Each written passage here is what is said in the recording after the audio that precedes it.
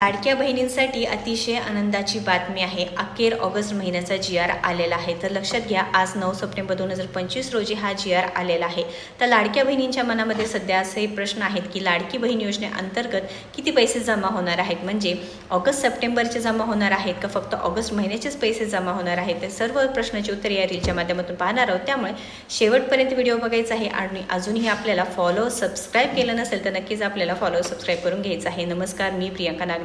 तर लाडक्या बहिणींनो, ऑगस्ट महिन्याचा जी.आर. आलेला आहे। तर या जी.आर.मध्ये स्पष्टपणे सांगितलेले की ऑगस्टचा हप्ता वितरण करण्याबाबत, म्हणजे निधी वितरण करण्याबाबत हा जी.आर. आहे। काय माहिती ते आपण पाहूया। मुख्यमंत्री माझी लाडकी बहीण योजनेसाठी सन 2025-26 या आर्थिक वर्षामध्ये निधी वितरण करण्याबाबत हा जी.आर. आहे।